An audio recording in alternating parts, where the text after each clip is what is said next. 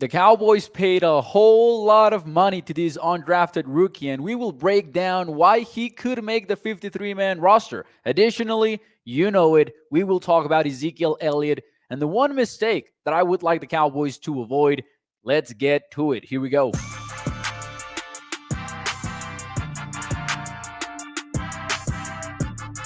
What is up, everyone, and welcome into A to Z Sports Dallas Primetime, streaming live Sunday and Thursday night, 8 p.m. Central, and catching up in between every single day. Ladies and gentlemen, today was a day of big news for the Cowboys as they signed Ezekiel Elliott. They made it official very early in the morning. But before we get into that, let's talk about this undrafted free agent that I promised you we were going to talk about last night. Now, Brevyn Spann-Ford, tight end out of Minnesota, caught our attention for one simple reason: the amount of money that the Cowboys were signing him to. And man, it was not any UDFA signing. He got $245,000 in guaranteed money. That is divided between $225,000 in guaranteed salary, but add to that another $20,000 in a signing bonus. To put it into perspective,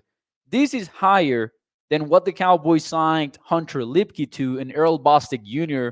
last year when they were in the top 10 of the top paid UDFAs in free agency all across the NFL.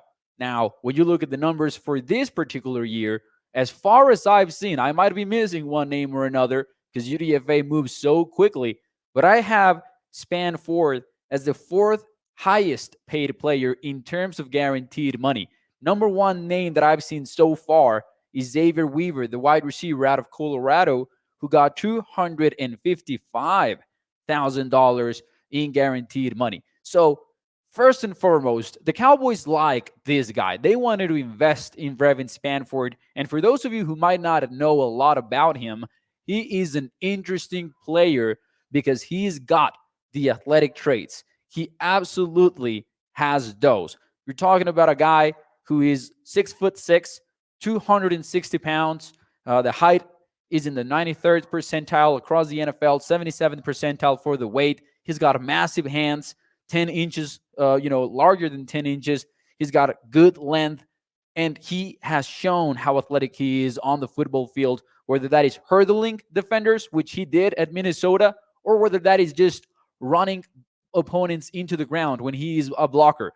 Let's look at James Foster's scouting report on Spann-Ford very quickly. I'm just going to read you the bullet points from him because he's a much better evaluator than I ever aspired to be. James Foster has him an enormous, well-proportioned frame player who has flashes of dominance as a run blocker, rolls his hips into contact, and sustains blocks through the whistle. And boy, you know the Cowboys will love to hear that. He drives defensive backs into the sideline and parts the sea on tunnel screens. He has a catch radius to be a mismatch in the red zone, but we'll get into the problems in a little bit. And he has decent speed to separate from linebackers as well if you want him to be a route runner. Now, although he sounds like a red zone weapon potentially, there is a big issue that Spann-Ford needs to clean up, and that is the biggest question mark for him this offseason.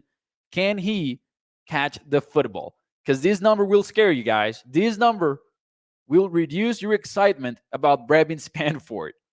He had a 26.5 percentage of drop rates, of drop passes. He dropped the football a whole lot. He also struggles to power through redirection at the stem of the route, upright and cumbersome as a route runner. He waits for contact and catches blocks in pass pro instead of getting at it, being aggressive. He will need to slide his feet and stay centered to pass blocking assignments, will overshoot angles as a move blocker, and he relies on length and lunges into second-level blocks. So there's a lot to clean up for Brevyn Spann-Ford. I don't mean to knock him at all. I just want to give you the full picture because this is James Foster's full scouting report. But what matters here, in my opinion, is that the Cowboys have quite a nice project at tight end. And you know who gets to coach him?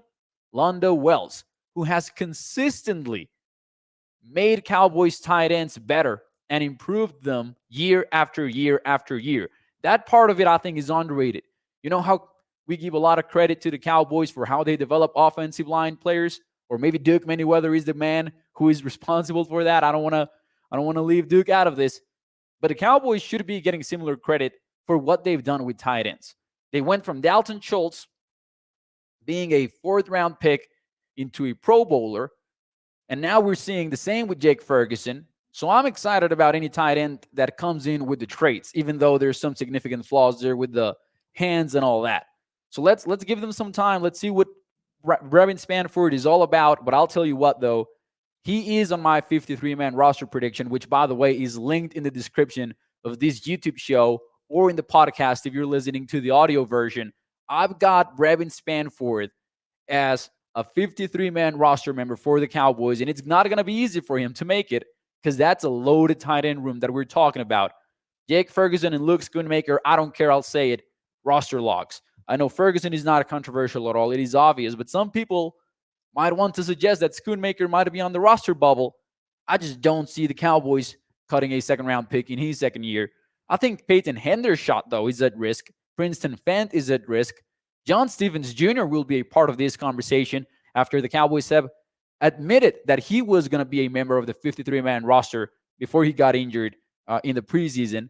And there's Alec Holler, also a UDFA. I would see him as a long shot to make the team, but you never know.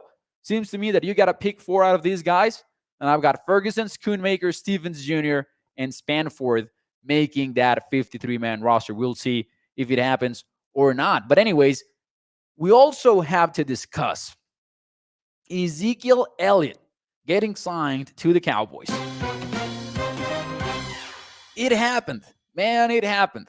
Zeke is back on the team. He has sparked controversy across Cowboys Nation. Let me know in the chat. Do you like, dislike, or maybe you love, or maybe you hate this move? Give me one of those 4 answers in the comment section below. I'll be on the chat replying to comments later on tonight. But let me know what you think about that. Here's what I think. Ezekiel Elliott is getting signed to a $3 million contract with only $2 million guaranteed. So right off the get-go, we're talking about a low-risk contract. Now, I've been very consistent with this opinion on Primetime. When those are the kind of deals we're talking about, honestly, I cannot hate them because I can see why they're betting on certain players. Now, Zeke is in a particular position where it's kind of controversial because they just cut him last year. He's on the books for $6 million in dead cap. Honestly, I don't care at all about those $6 million. That is sunk cost. And if we're trying to make it seem like it's not a good idea because he's already on the books for $6 million, that's a fallacy. That's a sunk cost fallacy. That is done, no matter what the Cowboys do. They could have gotten Saquon Barkley for $27 million. Those $6 million would have been there anyways. You could have signed another player, right? Who you could have signed the Key and Peele character, $6 million for Ezekiel Elliott. So that wouldn't have changed. I don't think that should have any bearing on what you decide at running back later on. What I will say, though, is that the Cowboys need to avoid a crucial mistake when it comes to Zeke. And to me, that is his role. I don't think Zeke, and I don't think this is the plan either, but I don't think Zeke should come in and become running back 1 of the Dallas Cowboys. That is where the mistake would be. Why? Because Zeke is not the same guy he was years ago. When Zeke came into the league 3 consecutive years, he led the NFL in yards per game. He had over 300 attempts in 3 out of his 4 years, with the one exception being 2017 when he was suspended. Ezekiel Elliott, since then, though, has been much less explosive. And when you look at the numbers, according to Sports Info Solutions, Ezekiel Elliott had a 1% explosive rush rate in 2024. That is dead last in the NFL among running backs that went over 100 carries. That is how bad the explosion has been for Zeke. Now, that doesn't matter. He's automatically not a good signing because of that. But that's not what you want as your starting running back. I want somebody that can hit the doubles, that can every now and then have a triple or a home run type of rush. And I have real trouble trying to visualize that for Ezekiel Elliott because it's been over one season where that has not been shown on the field. So what I would argue for is that the Cowboys need to approach this as a running back by committee, where the leader of that committee should not be Ezekiel Elliott. It should be Rico Dowdle. who had a 5.6% explosive rush rate. He had 89 carries, so he doesn't go into the list that I just talked about. But to give you an idea, Tony Pollard was at 7%. Christian McCaffrey was at 9.9%. Zeke was at a 1% explosive rush rate per Sports Info Solutions. That is no bueno in today's NFL. So if you have Zeke there as a role player in short yardage situations, if you have him as a pass blocker where he excels, then we're talking. If you get him pass catching, because he did a pretty nice job for New England last year, going for over 300 yards as a receiver, then that's something that we're talking about, that is a fun kind of way to build this running back room. But Zeke should not be running back one. He should not lead the committee, in my opinion. It should be Rico Dowdle. But other than that, I don't have any complaints about this signing. I'm fine with it. I think it's a solid move. Here's specifically why. If push comes to shove, Zeke is somebody that can really get those carries in. Now, that shouldn't be the strength that people are discussing about you when you're talking about a potential starting running back. In my opinion, it should be about explosion. It should be about other stuff. But Zeke can't carry that workload. And Rico Dowdle, who is your biggest bet for running back one, has an injury history. So that seems to me like good insurance policy. I think that Zeke is going to be running back two for the Cowboys. I think that is not guaranteed, though.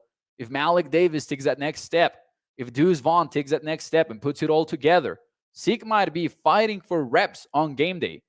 But I think it's a solid insurance policy. I would project him as my running back two for the Cowboys.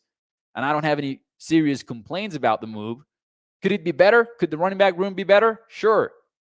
Am I okay with the Cowboys not wanting to overpay for running backs or reach in the draft for running backs? Hell yeah, I'm fine with that. We've been talking about analytics. Running backs don't matter. Offensive line first, blah, blah, blah. This is the path that the Cowboys have chosen, and I'm fine with it. Let me know what you think in the chat. Ladies and gentlemen, that will be it for me tonight here on Primetime, though. And I will see you tomorrow night to keep discussing the Dallas Football Cowboys. Hit the like button for me. Check out the 53-man roster projection in the description of this video. And I'll see you mañana. Bye-bye.